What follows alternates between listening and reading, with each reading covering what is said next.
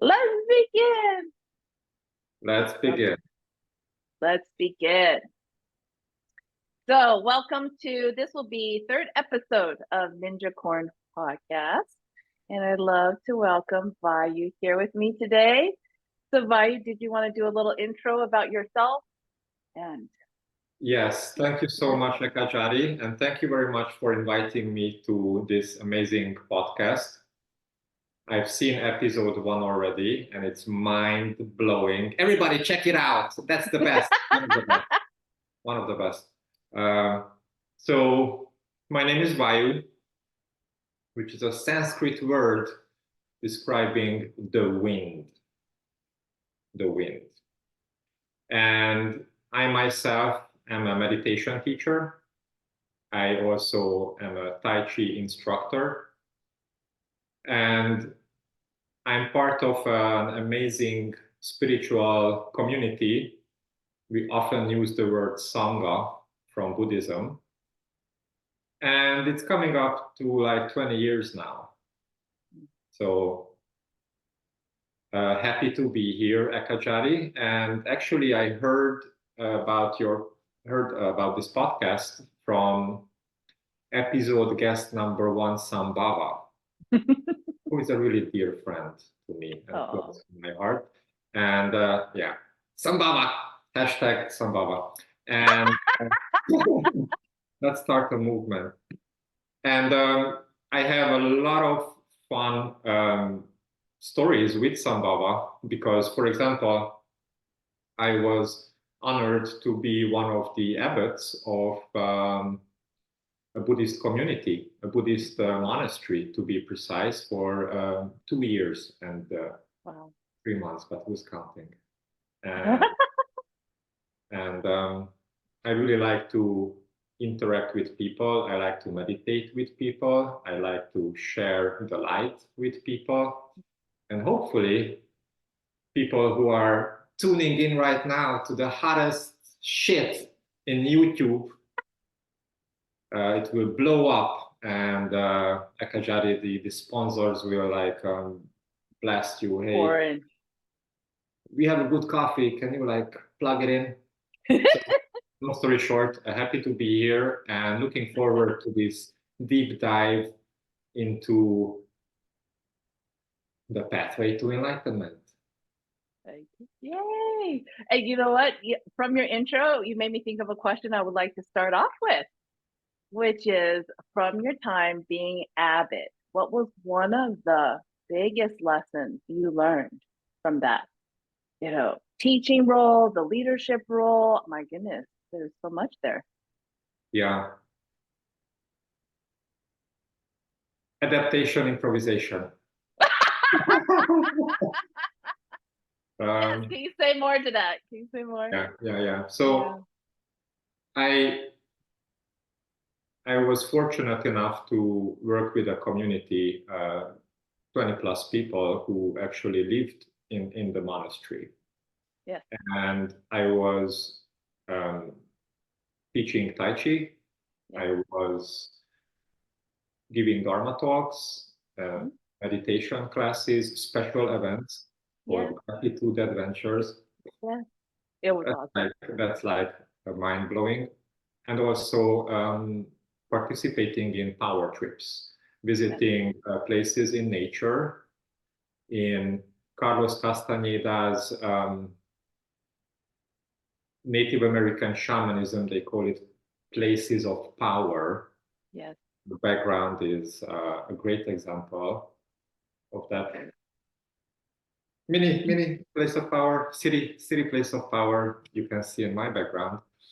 But to go through spiritual transformations and guide them and collaborate with them as everybody's changing. A cliche to say, oh, they change, I change, everybody changes, but it's true. When we had our first gratitude adventure, which is a nice fancy word, we in the Sangha we say gratitude adventures, but basically that's honoring something extra, the extra mile, honoring group of people or one individual who did something special, and then bringing them to an event which is not for everyone. It's only for that dedicated group of people, and then it turns into pure magic.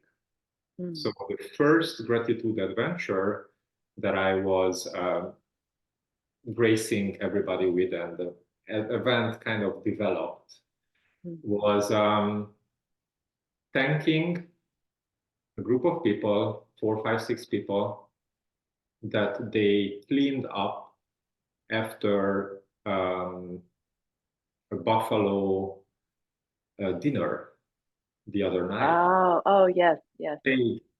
I like to prepare food. In India, they call it prashadam. In our Sangha, we call it prasad. Basically, it's preparing food with the intent of increasing the vibration, putting in all the love and light. Yeah. I myself am very methodical, and I chant Om Mani Padme Om through the whole thing and listening to meditation music. Wow. And eating it together with the community in a way that we honor enlightenment. Yes. And after that, it was midnight, and a few people stayed in the kitchen, and they did the dishes, and it was so touching. And I'm like, yeah, I gotta recognize this. We have to do something to say thank you. I saw you, and you're the best. Yeah. So we took them with Sambhava to the Hakoni Gardens. I don't know if you are aware of that little magical little pocket dimension just outside of Saratoga. We're talking about California, Saratoga, the Bay Area, and and it's a Japanese environment. They have hundreds years old building that was located in Japan, and then they shipped it, and then they rebuilt it. And there's this beautiful garden, and there's this lake with the fish and bonsai tree, and it's just heaven. And I said, okay, I would like to do a proper gratitude adventure, like buy the book, whatever that means. Whatever that means. So I visited the place. Take me. Come again? You need to take me. I want to go. Well, you have to do something extra. Weren't you listening? We're like 5 minutes in. Okay, just kidding. Fun. Okay. Yeah. Tea break. So I went to the Hakone Gardens all by myself, and I scoped out the place. I was walking around, and with the intent of, hey, universe, I have this dharma. I would like to share the light with these people. I would like to provide something extra. Please guide me. I don't want to do it from ego. I wanna make sure that Vayu is not there. And third eye initiation, past life memories. Yeah. And when the group was there, I'm like, okay, let's go to this place, sit down, sit here, not like that. And then I did a third eye initiation. And then I said, we opened the dimension. And of course, we meditated, all the bells and whistles. And then we allowed everybody to just walk around and experience that beautiful Hakone Gardens as it is.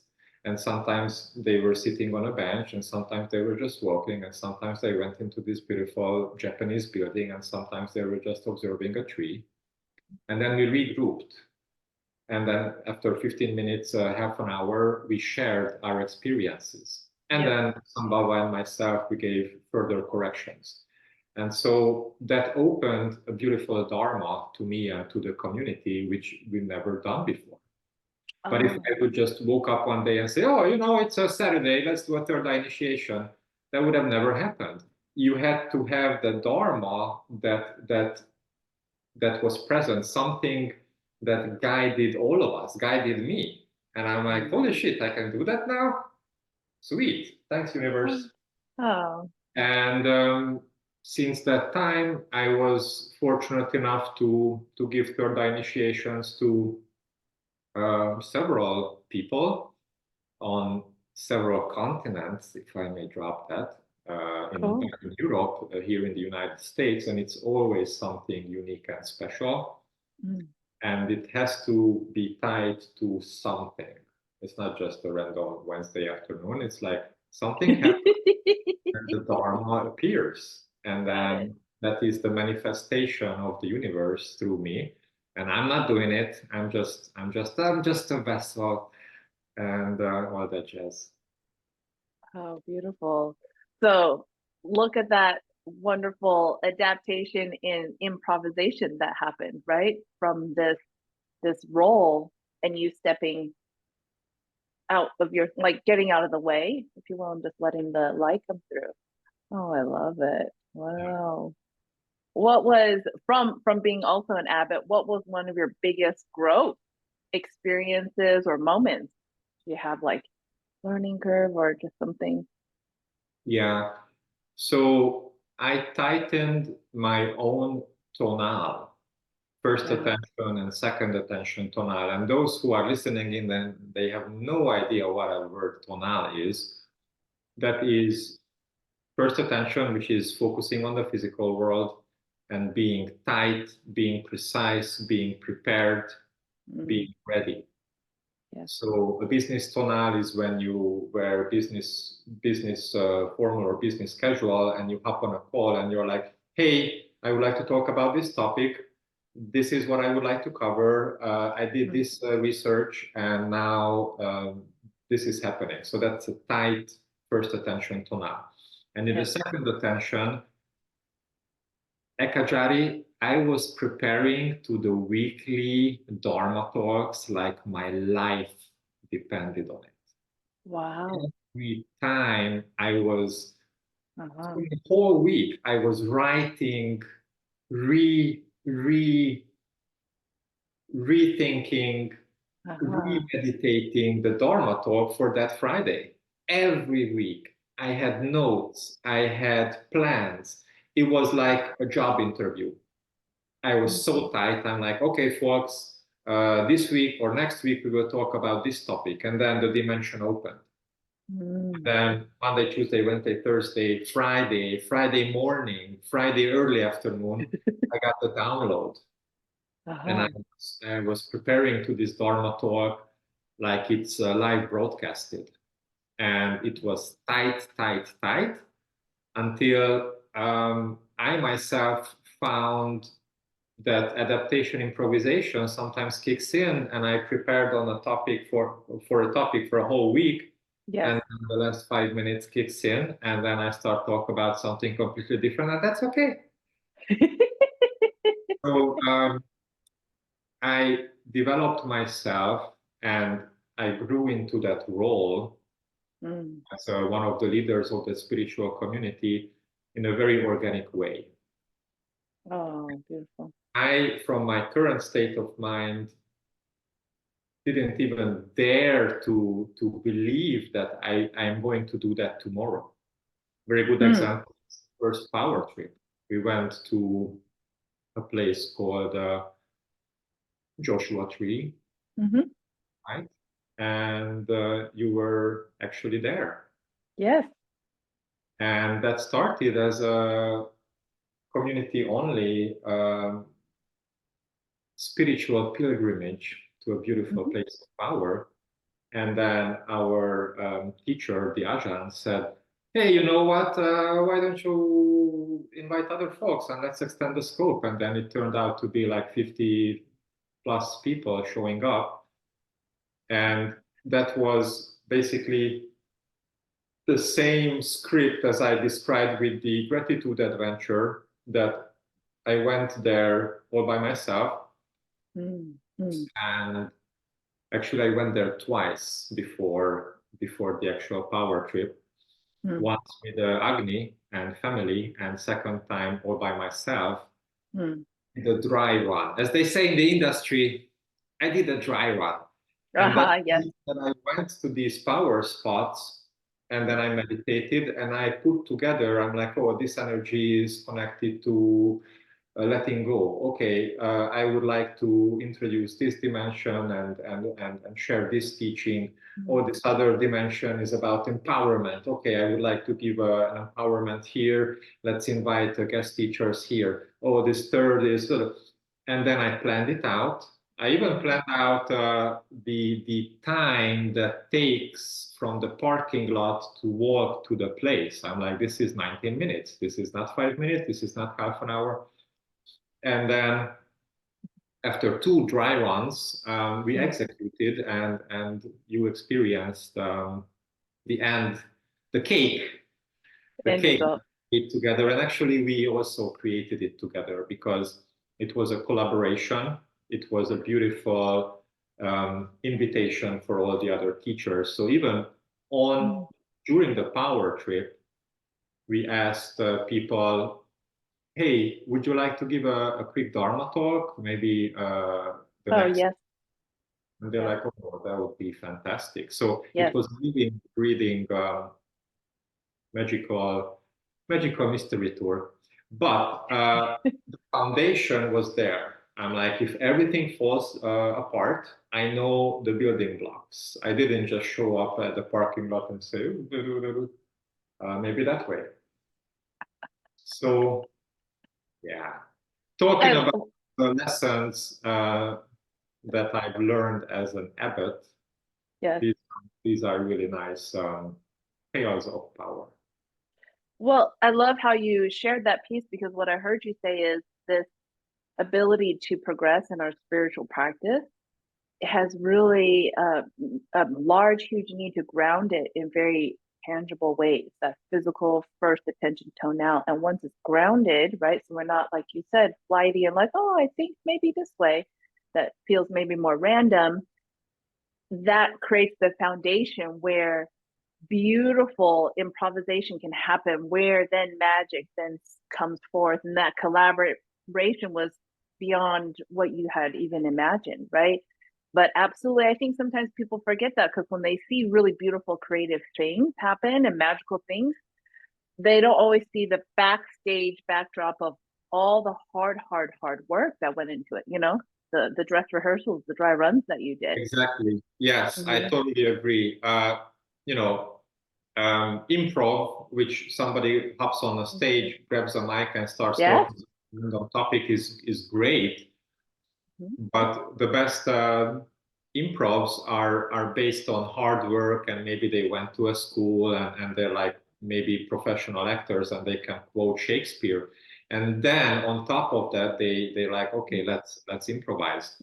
Yeah. Of course, everybody's their own little unique butterfly, and I'm not saying that you can't do it otherwise. Maybe somebody completely disappears in the light, and they're like, this and this. I'm not there yet, or one might say, I feel safe if I do my homework.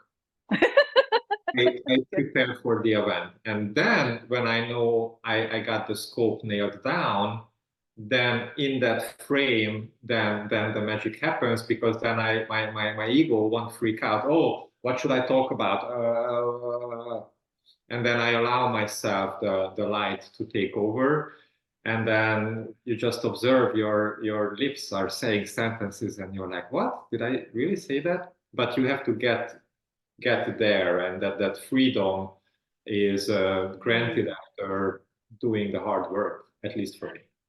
I love that, because I feel like this can totally segue into martial arts. Is, you make me think of, I have never been one of the people, to go into a belt test without doing my homework, because not only my ego, but literal fear, like real dangerous fear, because I'm probably gonna get punched, kicked, I don't know how to block. I didn't even prepare for this test, didn't do my homework, did not practice.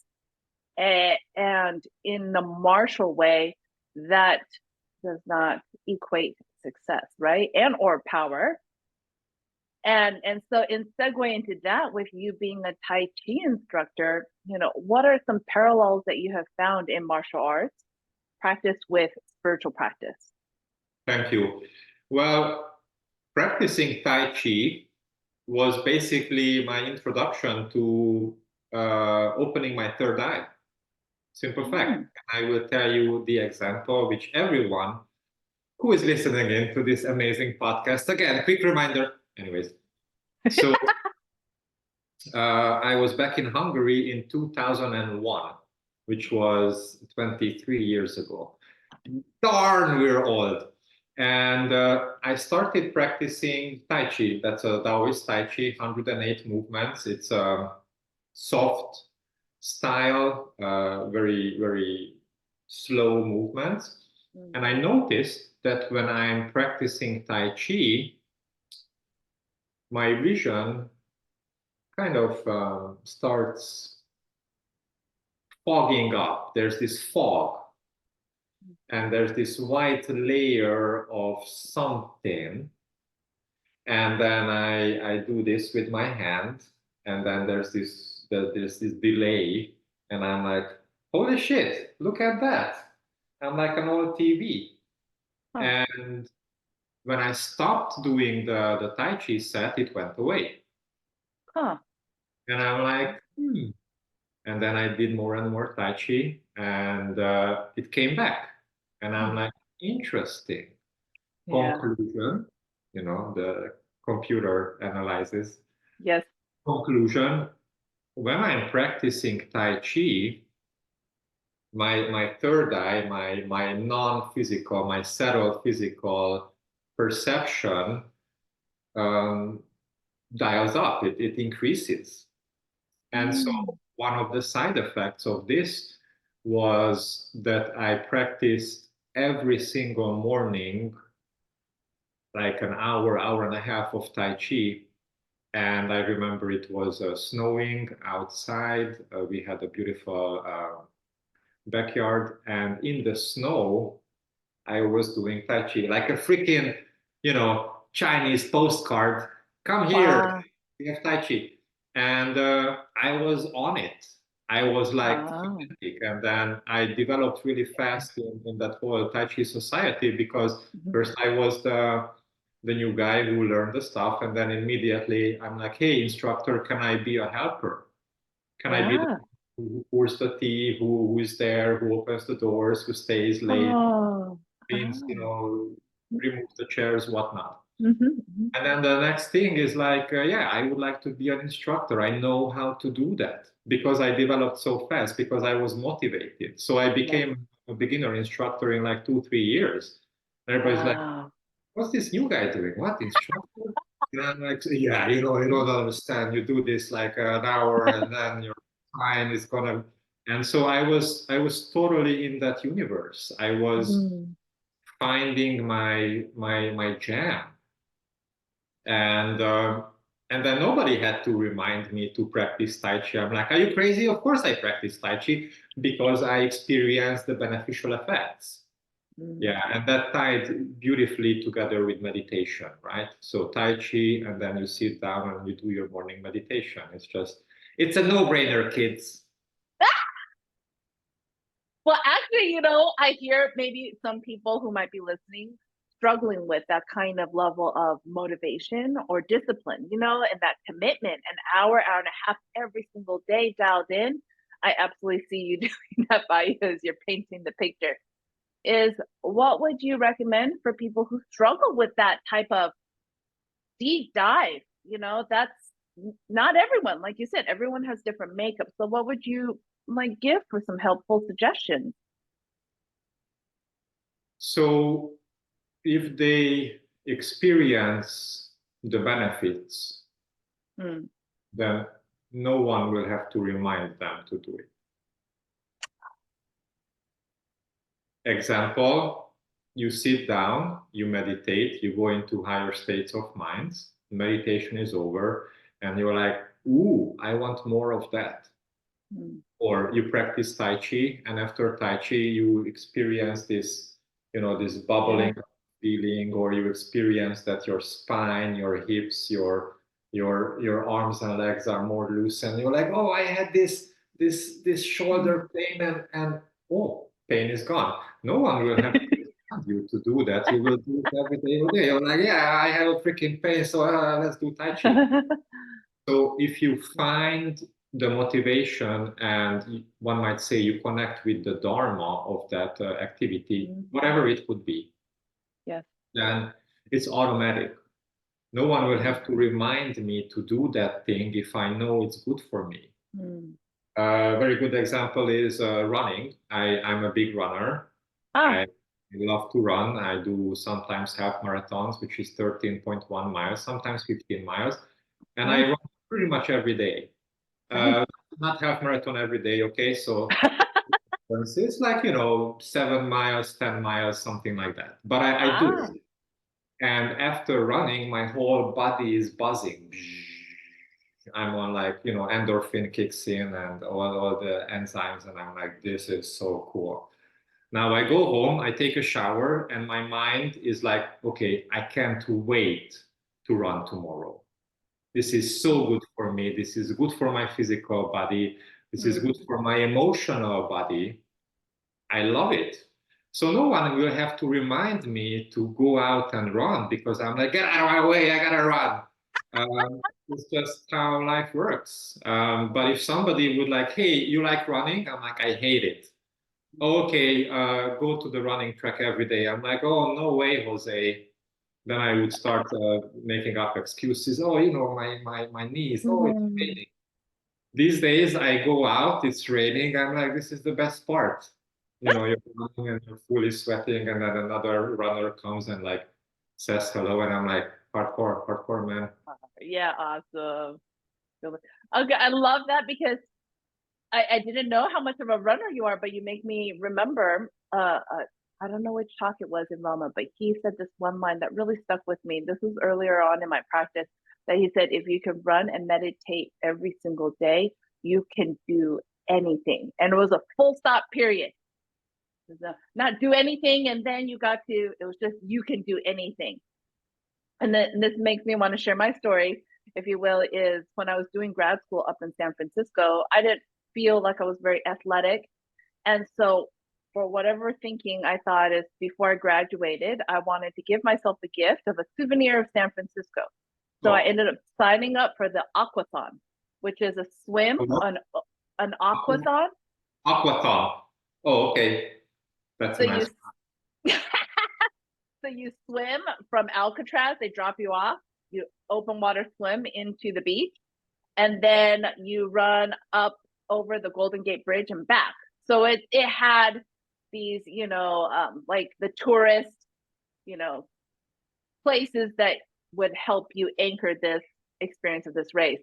And so I signed up for it, and then I needed to start training. And I was very skeptical, very doubtful of my capacity of even doing any of this. But that phrase from Mama's talk, like, if I can meditate and run every single day, you better believe it, Vayu. I did that every single day. And I was like, Rama, get me through this race. Just let me finish. And it did. And it's an amazing power pellet. So I'm so glad that you brought up running piece with meditation. Wow, aquathon, huh? Yes. That's nice. Yeah, aquathon has a rich history. Back in the days, they used to combine it with shooting after you from the Alcatraz. Yeah, very popular among convicts. Really? Where you start from Alcatraz, right? Yes. Which kids is a prison, not these days, but that was a joke. Anyways, let's move on. It's sort of little thing, yes. So, so in talking about your running every day and that motivation and stuff like that, I feel like I hear building power is also a very important thing in spiritual practice. And what would you say? How would you define power? Because it's used in the world, but I feel like maybe spiritually we have a very specific line into that. Yes, great segue. So power and spiritual power or physical power or career success can mean a lot of things. It's a universe, infinite dimensions. One of the aspects of spiritual power is the ability to control your own mind. So, very good example, you sit down, you meditate, and then the thought comes up saying, oh, there's this new TV show on Netflix. We got to check it out. I saw the trailer. And then power, for me, spiritual power is that navel chakra. The little clown comes in and says, hey, you have to hop on a work meeting in half an hour. You should be freaking out about that because your manager's manager is there. And then the answer is heart chakra. So you refocus your attention from the thoughts to the meditation. Yes. So just an example, if somebody is practicing chakra meditation. So you focus your attention from the thoughts to that energy center, and then you continue the non-thought process. Right. Another very good example of personal power or spiritual power is when you're in front of a group of people, and then you can do empowerment. You do certain exercises where you physically, folks, share your energy.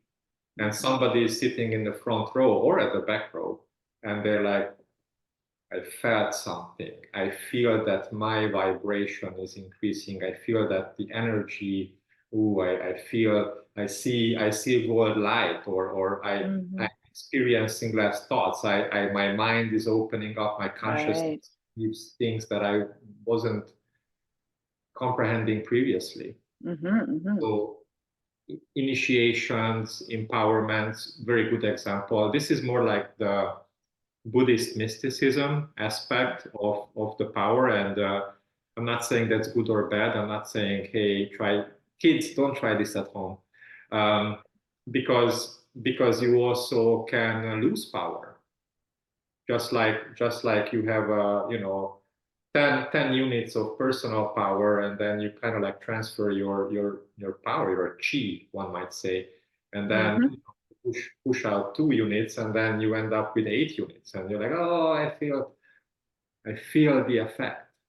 But then again, there's this other dimension that you are a wave of light in the river of Dharma. You're doing something beautiful and dharmic, and so the universe says, hey, I understand you transfer 2 units of energy. Here's freaking 5 units, okay? And here's a download how to manipulate wind, and here's another download how to get a new job. And you're like, this is so cool. So there's this beautiful dance of yin yang, of interacting with power. So that's a spiritual side. And then there's also a magical way how to transfer all this spiritual mumbo jumbo that I just described to actual physical, let's get a job, first attention practices. So, for example, before a job interview, because you gotta have a job, man gotta eat, gotta pay the bills. I don't just review my resume and think about the questions that I want to focus on, but I also, for example, pull up the person's LinkedIn profile and I practice bodhicitta. Bodhicitta is taking suffering and sending light. And I say, hey, dear potential future manager, I would like to bring light and happiness and power into that company. If you hire me, I will work my ass off, and I'm a good person, hire me. And then maybe before I go to bed, I bring the interview to mind. And then when I sleep, maybe I have a dream that I am on the job interview. So these are spiritual practices focusing on a first attention physical world result, and not in a negative way, like give me the job. It's white magic. It's a win-win game, meaning I'm sending you light, and if this is your cup of tea, I would love to work for your company. Oh, you're not interested? Okay, peace out. Don't worry, another company will hire me, but I'm here with an open heart and a fully charged energy cell. So those Because, are those are the manifestations of personal power and physical aspects of personal power that I hands-on practice. yes, well said. Because when I hear you talk about the preparation for that interview, there's a very intentional piece around it, right? And all the pieces of our being aligning with this intentional, it's like shooting the arrow, so that you can shoot it right onto the bullseye. And I want to add another thing that I feel like is the not so obvious, but also obvious when it's like, okay, two units out, right, of energy, and then five from eternity. That is also so important why we do our own personal practice, because that also adds increments back into our little, I think of it as a battery, it's like, so the battery stays 80 to 100% charged, because you don't want to be 10% red line and all of a sudden emergency happens. I can't make that phone call. Not a good place to be, right? Yeah. Yeah, it's a dance, Sakajari. I would say I myself still have to work on that and learn how to do that, Mm. because I also overshare sometimes and give Ah, all the energy to others. uh-huh. Yes, understand. So And then understand. I afterwards I'm like, that was way too much. So on that note, which is it's a real honest thing, being of service, whether that's a teacher or anything like that, or sharing the light, I feel like is a form of service, right? How do you maintain balance? Because balance, I feel like, is always a little teeter totter, right? And it changes adaptability wise. Yeah. So, what would you say are some guidelines to help people stay balanced? Because balance is another huge asset on the spiritual path. You got to be balanced. Crazy stuff happening. You feel crazy. You got to stay Well, you tell me. I'm still figuring it out, Takajari. Um, balanced. I used I'm to have a happy. teacher who has a dozen students, and I'm like, come, let's go to the ocean beach and beautiful meditation and then empowerment, and then let's go and Wow. have like a Japanese barbecue, and let me talk about this and that and pure energy, and let's go on a power trip. And then I was so tired and I was Oh my stretching God. in, and Yes. sometimes physical sickness, it Yes. manifests. Yes. Yes. Immune system is Absolutely. going down. Absolutely. Like, why do I have what's going on? You're absolutely Well, right. way too much, yin yang, Of course. totally. And then I have to pull back. Yes, of So, course. um, I'm no longer an abbot of that forest Mm, community that I mentioned. mm, mm. So an abbot of an online dojo now, which is at one point I was doing two jobs. Wow. Then Wow. I'm like, okay, this is way too much. Forget about it. So to answer your Mm. question, I only notice when it's way too much and when I'm already out. Ah. I still have to learn that golden Ah. middle Thank path. you for saying that. Yeah. Yeah, I had way too much students, and Yes. and Yes. Oh my God, Akajadi, I did such a cool, amazing trips only for my students. So, for example, I like the funky rock band called Red Hot Chili Peppers, right? Yes, You I probably heard about them. They're kind of big yes. in Japan, and so I created this gratitude adventure structure for my Mm, students, and I mm. invited them because they were playing live in San Diego, California. Oh. So we rented a beautiful mansion, amazing, amazing house where you had there was a piano, Hmm. piano Oh. and swimming pool and hot tub and amazing Hmm. place. And I said, we are going to attend on the Red Hot Chili Peppers concert, dear students, and I invited some song of folks as well. So you increase the Yeah. scope. And but for that 3 days, it was only my students, and I created a structure where we went through the songs on the Vayu musical band Uh-huh. album called Great Teachers of Enlightenment. There's Mm. 15 tracks. Every Yes. song is an enlightened teacher. Padmasambhava, Babaji, Mm. Ramakrishna, you name it. Mm-hmm. Kuan Yin, Mm-hmm. Krishna. Mm. And what we did every day, we went through 5 teachers, and it was an interactive exercise. I said, Google them, find at least one photo that you will Mm. share with the group. Like, oh, who the heck is Bodhidharma? Look it Mm. up.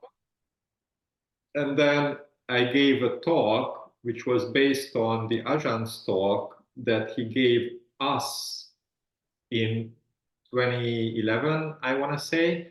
when that album came out. I was still Ah. in West Hungary. So he came visiting the Hungarian students, and our teacher went through all 15 songs one by one, and he said, okay, song number one, Padmasambhava. Padmasambhava, da, da, da, da, da, da, da. And then he gave a Dharma Mm. talk, and we meditated on that track. Yes. And I was the translator at that time. And so I was taking notes and I was translating it from English to Hungarian. Oh. Then later on, I had the notes in Hungarian. I retranslated it down from Hungarian back to English, and I shared with folks like Sambhava, Uh-huh. episode number one of the best, because they never received that detailed explanation here in the US at Oh. 15 teachers. Right. I had notes, and then I said, okay, for this San Diego gratitude adventure for my students, every day we will go through 5 teachers of enlightenment, and we did it at different locations of the house. It was a beautiful, beautiful Oh. place. The garden was amazing, the pool, everything. Yeah. And so I'm like, okay, so the next teacher will be Kuan Yin. Hey, folks, let's scope out the place and find a good location for the Kuan Yin teaching. Mhm. And then I recorded that. So we have video recordings of me giving that talk. Nice. And then at the end of this gratitude adventure, I created a shared folder. I uploaded those 15 Dharma talks based on the Mm. Ajahn talks. Mm. We included the pictures that they researched, Ah, so it's yes. what they added to the experience. And also, I was humbled and blessed that one of the students gave a violin concert because the, Oh the my. theme was Wow. music and Ah, experiencing yes. states of minds and spiritual light through sounds and music. We talked Mhm. about the Red Hot Chili Peppers as well. I'm like, I went through the albums, and I'm like, 1991, Blood Sugar Sex Magic. Have you heard about Under the Bridge? Have you heard about Give It Away? Yeah, yeah, you gotta listen to that. So I went through all of that. I Okay. prepared the team, and Wow. and then with the concert, it was so magical. So one of my students gave a live violin concert, and she was practicing to the concert before, so you could Wow. hear sometimes from her room Uh, playing the violin. That was me illustrating playing the violin. It was much better. And then we went to the concert together, and at that time the group was ready. It was crispy, it was tight. We bought a matching shirt, and we were wearing the same Red Hot Chili Peppers shirt that we purchased on the concert, and we were wearing it together. It was magical, Ekajari. So wow. these things happened, but so much energy, so much preparation, so much first and Yes. second power went into that, that afterwards I felt it. I'm like, oh, this was like a power trip. I had like transmissions at the end Yes. to the bells and whistles, and it was cool. Don't get me wrong, Yeah. Yeah. but I'm like, That's a good face. I need a cigarette, you know. That was a joke. I don't smoke. You know, like at the end, you're like very tired. Thank you for circling that back around because that's so honest. When we are in this service, that feels so dharmically aligned with us, it's easy to kind of feel burnt out, or like really used Exactly. up, or whatever you want to Burnout. call it. And and I have found, and it's a continual practice and a refinement piece, is to help with my balance.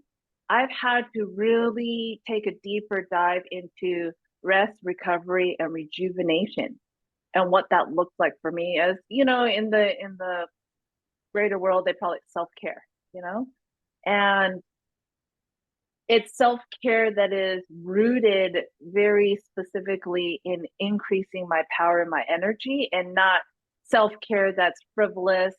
And there's nothing wrong with this kind of self-care, but I don't necessarily call it self-care. I probably call it more play or fun. Is like go out drinking or something like that and have a big old rave party.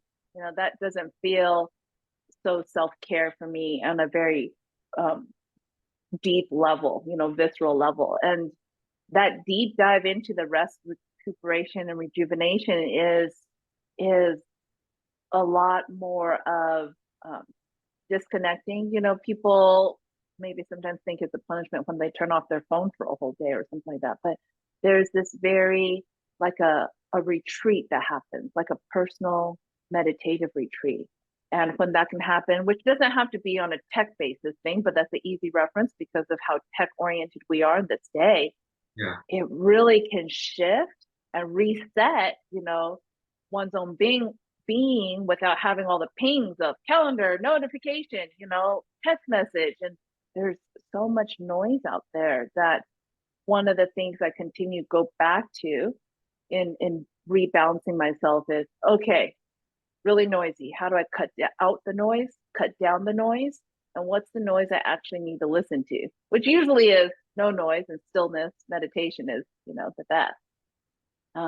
And goes right back into the practice piece, because when we are doing our personal practice, I know for myself, I get so much energy from that, right? And so I think it's a great reminder, as you're saying, is as we progress along the path, we have these amazing roles, right? And leadership and the giving is amazing and the trips and it's awesome. You see these students so bright and you're just like, oh, I want to give more. But the balancing piece is to absolutely still hone our personal practice just as strongly, right? Just as strongly. Yeah. Yeah. Yeah, yeah. What's your trick? How do you recharge your batteries? A lot of times is I like to do like on the weekend or whatever the day I have time. It's like no actual plans per se, right? No commitments. That's one big thing. So that I feel like going into the evening, I can have just an open window of sleep and rest. That's for first and foremost. So I don't have an alarm clock. Get up, get up, get up, get up. I can just sleep until I wake up, right? Which is it's a very fascinating thing for our bodies to experience that because we're so structured. So that's one thing. And then for me, a lot of nourishing things are like really focusing on like some healthy foods that I want to prepare, right? Teas. I'm a huge tea lover and drinker. And then a huge piece, and I know you've gotten this a lot too, is being out in nature. So whether that's close by the house or far, far away, right? I happen to be driving distance to the beach ocean, so I definitely utilize that, or in the back of the hills that's kind of green. Nature is a huge routine. And here's the thing I want to just qualify. You don't have to go on this Cayman Island big trip for this retreat. I can close my laptop and walk around my neighborhood, just one block, and just being out in nature, that makes a difference. And you're like, neighborhood block, but you're out. You're Yeah. outside in the sunshine and the air. So it can be very drilled down to very simple things. And I think that's the thing that I continue to work on is this practice as we get more refined. It's simple, but it's not easy. Just sit, meditate. Simple. Is that easy? No, it's for someone, right? Yeah. Go Yeah. out, put on your tennis shoes, run. This sounds simple, but ooh, all the people, if they don't like running, all the resistance they have to hit it's not easy. Go to the gym, right?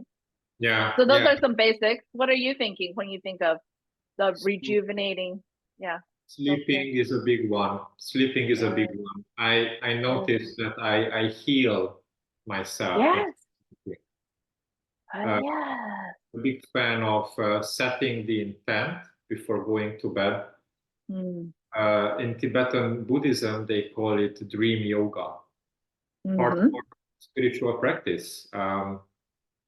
So you're not like, oh, I'm dead, sleep. You're like, I would like to do this. My intent is to, Right. and then Right. you like you mentioned it earlier to setting that focus point, Yes. and then maybe you have an experience where in your dream you become aware that that's a dream. Mm-hmm. In English, they call it lucid dreaming. Yes. Weird.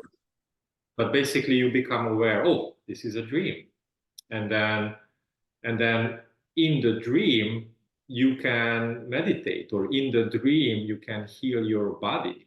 You're like, I Mm-hmm. would like to heal my physical body, which is sleeping in the bed, and I am aware of it that this is now an astral realm, and this is my, Mm-hmm. or you interact with beautiful energies in your dream, healing Buddha, come fix me. And Yes. Yes. yeah, so physical exercise is a really big one for me. So I Yes. know it sounds like a paradox, but when you're tired and then you go running, it's really good. I mean, for me. Yes. And then hot tub and like warm, Oh, I love put your hot tub. body in warm liquid. Soaking. Always works. That's a Um, good one. and That's a good then one. yeah, this going offline, which is really hard to do. Mm-hmm. Mm-hmm. Mm-hmm. Turn off the phone. What, in 2014? Turn off the phone? Are you crazy? Ain't nobody got time for that. So and then hanging out with your loved ones. Yeah. When you're in teacher mode, you like want to fix the universe, right? And then maybe you just want to cuddle and watch TV and just really really enjoy the moment, and that is a healing process by itself. Also, these days they like to say this word love language. What's your love language? Oh, it's a big thing. My love language is preparing food. So one of the best healing exercise, I'm not Ah, kidding, I'm for you, for you. 100% serious. One Yes, of the yes. best healing exercises is to prepare food for Agni. And Oh, I, I, yeah. I make a breakfast which is like chef's kiss. Uh, Yes. I Oh. do the caramelized onions, I do the Oh. baby carrots, and then I do sunny side up eggs. And the bottom is crispy, but you cut in and it's still Wow. runny. And then a little sprouts on the top, and then that's like Wednesday morning Beautiful. breakfast. That's beautiful. And as I'm preparing that dish, Yes, yes, yes. I'm chanting Om Mani Padme Hum. I'm thinking about how much I love the other person. I'm thinking Yes, about that this is going to feed a physical body, and I'm yes, thinking about this is good for it's a win-win. yes, So, yes. like yesterday, we had a little gathering here at home, and we Oh, invited nice. four folks. Yeah, yeah. Unique identifier: they all have dogs. Okay. It's a tight club, Ekajari. It's not for everyone. The entrance criteria is you gotta have a small sized dog. So Huh. we have a dog, and Oh, we have dog friends, other dog yes, yes, owners. You go yes, to the Golden Gate Park, whatever, and then yes, the dog yes, starts playing, and then yes. you're like, hey, Oh, you know what? Tomorrow I'm coming out around like 4:30. Will you be here? Because our dogs really dig each other. And then oh, you exchange phone numbers, and then you don't even know oh, his name. You just know, Luna's owner. That's the name of the person. oh, oh. And so, long story short, we invited over a few folks, and we had infinite amount of dogs running around and barking in our Oh, apartment. And then I prepared dinner. It was yeah. amazing, multiple dishes, and then Wow. we prepared dessert, freshly Oh, made chocolate chips cookies, and she put it in the oven as we were already there, and then you can smell. oh, the best. So that's for me that's equivalent of paying $125 for a massage. That's a healing process. My Yeah. love language is feeding other people happy food, Ah, and I do oh, that with the Sangha community as well. Meaning, I like to prepare. It has a name called the Vayu's Magical Buffalo dish. I had it before. Did you know that? Yeah, Yeah, yeah. When we were in the power trip, we yeah, at quick plug-in when we went to Joshua Tree. Remember, folks, from 15 minutes in the yeah, podcast? yeah. So I'm talking to the viewers, Akajari. I know. So we prepared that was actually a ground beef, but then you also had the buffalo back in Bodhi Mandala, correct? Yeah, yeah. Yeah. So it's an amazing process to prepare food for 40 people, or actually usually it's around 50, and then 25 shows up, and then they eat it the next day.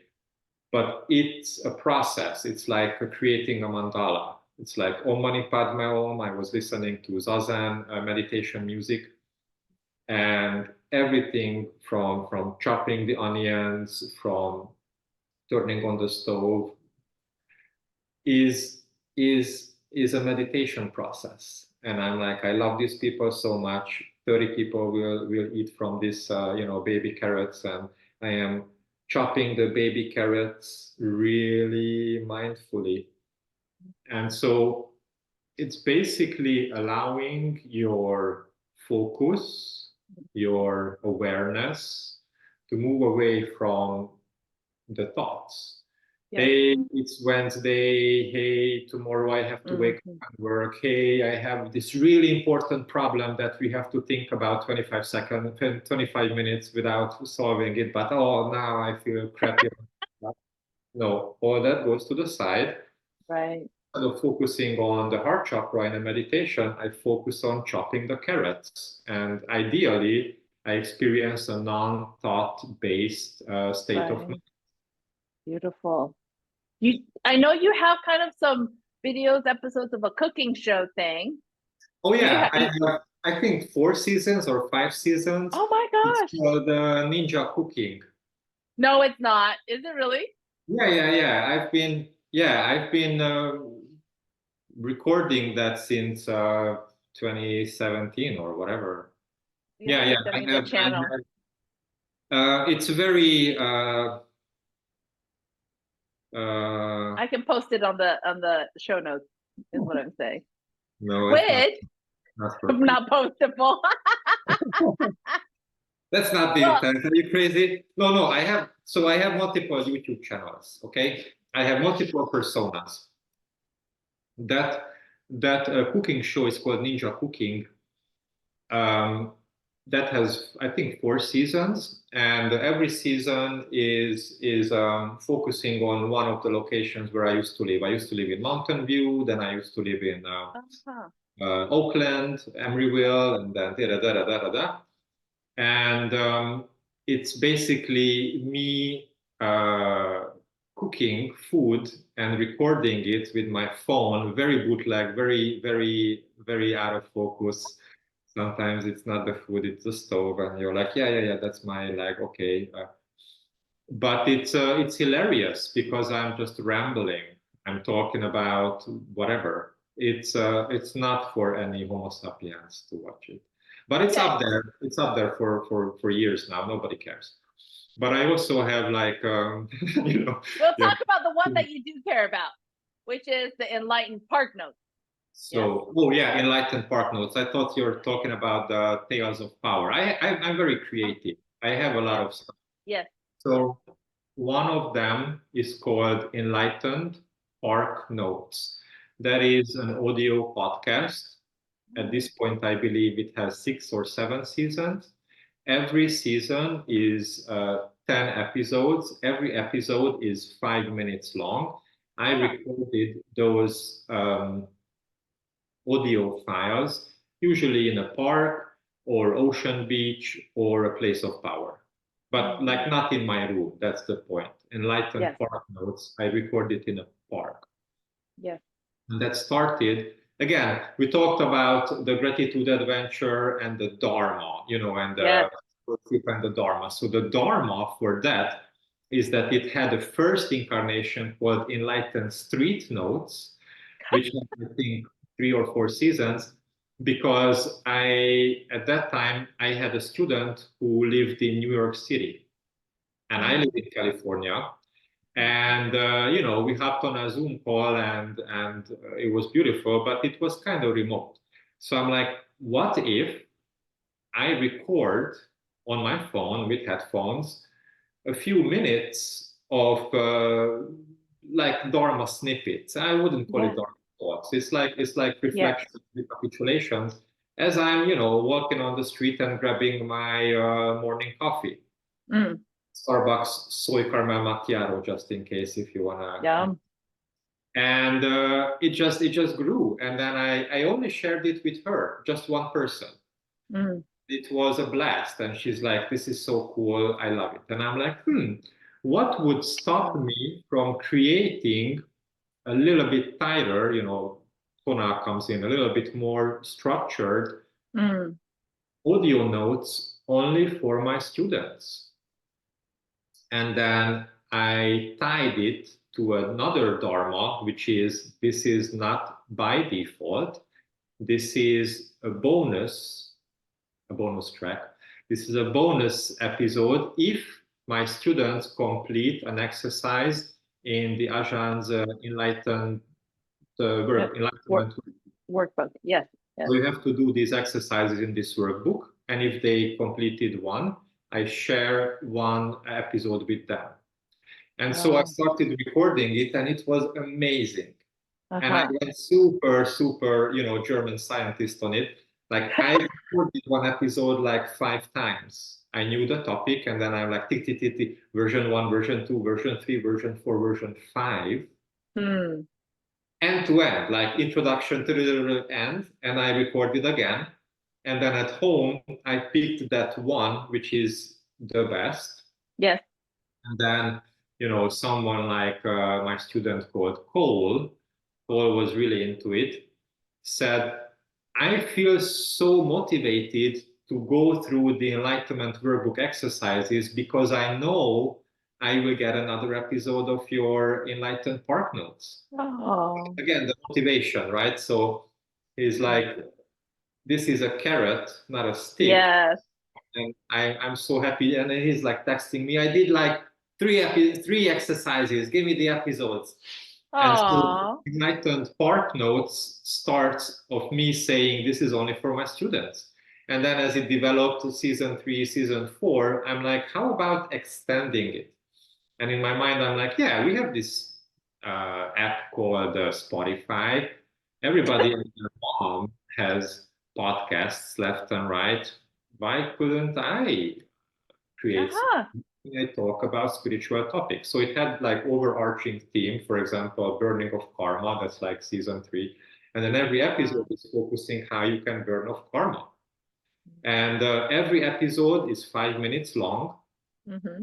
So the intent is that you wake up, you do your morning meditation, you do whatever, and then you go to your office or work from home, whatever. Let's say you walk your dog, Mm-hmm. and then you put this on, and with headphones you listen to it while you're walking your dog or while Yeah. you're going to grab your morning coffee. So I didn't want like a long hour and a half. And then in the Bhagavad Gita they say no, no, no, no. It's like quick, short, happy. Wow. So the energy level on every episode is really high because Yeah. this is the short, sweet, Wow. just pop it in and go to New York City.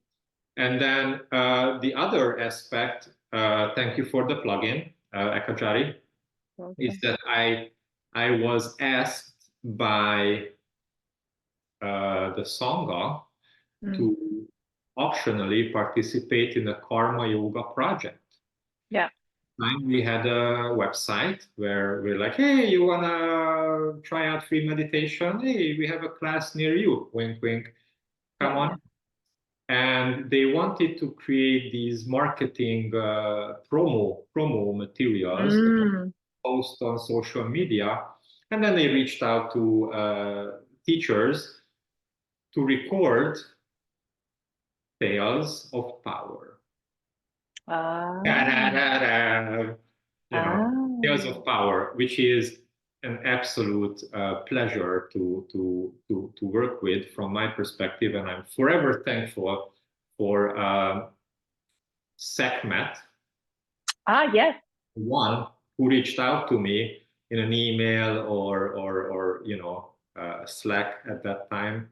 Yes. Now we're on Discord, way more sophisticated software, but this is.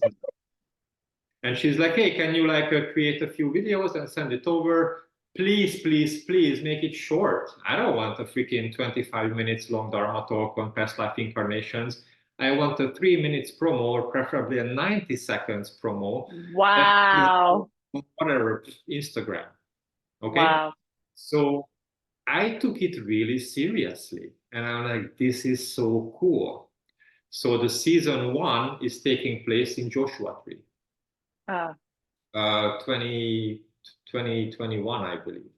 And it's me. And thank you for Agni. Agni was the camera person. Agni was holding the phone. Yeah. And beautiful tie-in, by the way. I was scoping out for the power trip places of power for the Joshua Tree power trip. But Ah. two-in-one combo.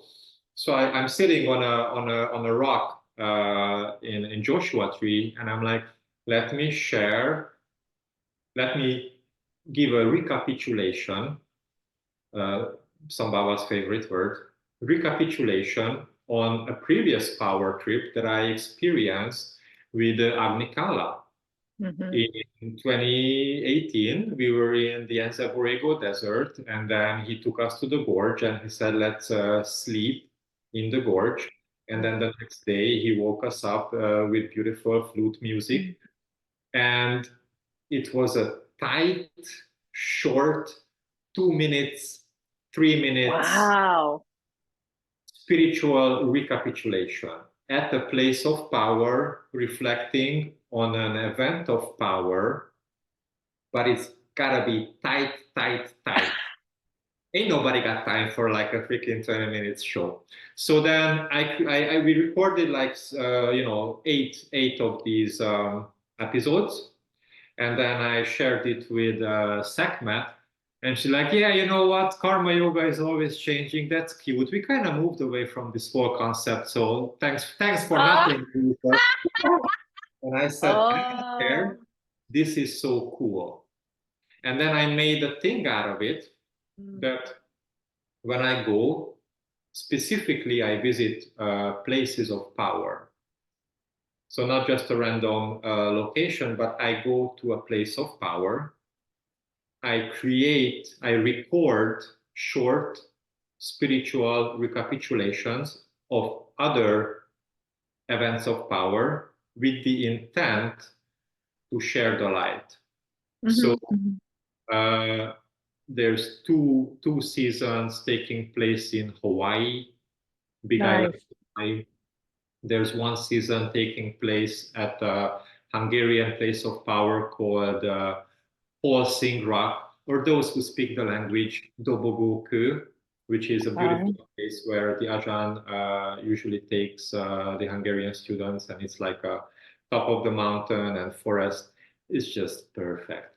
And then I recorded one at the Santa Cruz Mountains, Mm. amazing, amazing place of power. And I also have one season coming to you from New York City. Wow. So every episode is a quick video recording, me talking to my phone, and the tighter, the shorter, the better. Wow. Yeah. So that is called the Tales of Power, and I shared it with my students. I'm like, hey, I'm Beautiful. doing this side project which started as a karma yoga for the sangha, and then it got discontinued and transformation, and then the 2.0 version. And then Yeah. I shared it with the Ajahn, and then I shared it with Turya, and I Yes. shared it with Agnikala, and Uh-huh. I shared it with other folks in the Sangha, Sangha siblings, Sangha sisters and brothers. Yes. I've never posted it online. Mm. So, dear Ekajari, as I was absorbing episode one and just experiencing the tremendous awesomeness Yeah. um, with Sambhava and yourself. Yes. Yes. I'm like, if she can do it, I can do it. Yeah. So I'm going public and I will share the Tales of Power video podcast, spiritual recapitulations on my YouTube channel, which is not yet live. So the link in your YouTube video will be updated when I upload these seasons. Right. Right. But it's fun. It's something that I would recommend for a beginner to watch because 1 hour and 40 minutes talking about awakening, not for everyone, you know? I don't know, just a random example. Ha ha ha. But like everybody has 2 minutes, and then if it's their cup of tea, yeah, go through all 7 seasons, and it's really fun. So don't take yourself too seriously. I'm like joking a lot and stuff like that. I love it. And wow, I can totally see how you have this specific art form of 2 minute condensed, 5 minute condensed. I will have to learn from you more about that. Yeah, that sounds like not impossible, but I was like, wow. It's for today's audience, Ekajari. Am I right? Everybody's on freaking TikTok. TikTok video, if it's longer than 20 seconds, Too long. uh-huh.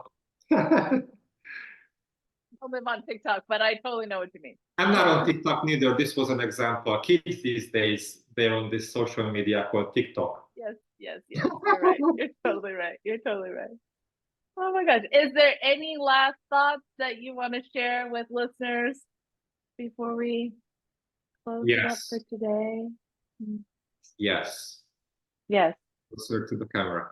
So we talked about a lot of fun, bright, elevating topics.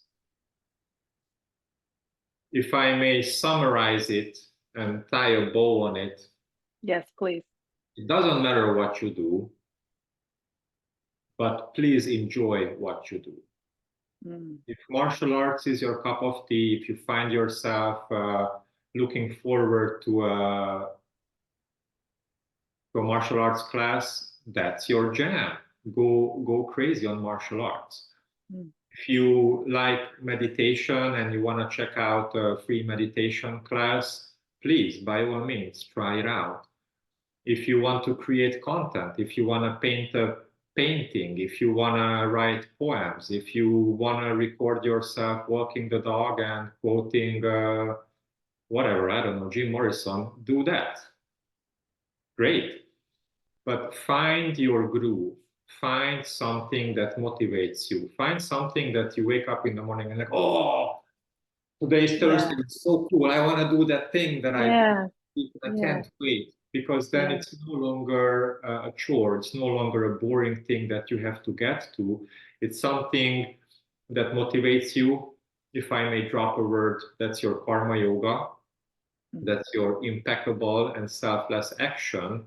And if you want to share it with the world, it's the 21st century, go ahead. But if you just want to write a poem to your own room, that was a weird, but to yourself, to your future self, you're like, this is a diary. Hello, future self. I will never, ever, ever share this with anyone else. Go ahead, do that. But if you find something that motivates you, you can gain energy, you can gain light, you can gain power from that. So whatever that is, maybe it's sports, maybe it's knitting cute little sweaters for dogs. Yes. Yes. Yes. Yeah, because it's a crazy world out there, kids, and we have to work and we have to, pay the bills, and yeah, that's all good. You have to eat, you have to cool, but find something that motivates you, that puts a smile on your face. Thank you, Vayu, for saying that. That's a great reminder, right? Because I feel like that can be a lost practice and lost art of curating your life around joyful things, and the joy brings power, right, and greater light into your life. I use the word joy as I'm hearing you describe it, or that love or that motivation. And I say, yes, yes to that. Yes. Thank you so much for being Thank here you so much, today. Ekaterina. I feel so honored that I was guest number 3, episode number 3 in this podcast that's gonna take off, and everybody is talking about it. It's the hottest shit. Thank you, thank you. This was an honor, and yeah, so much fun. Fun.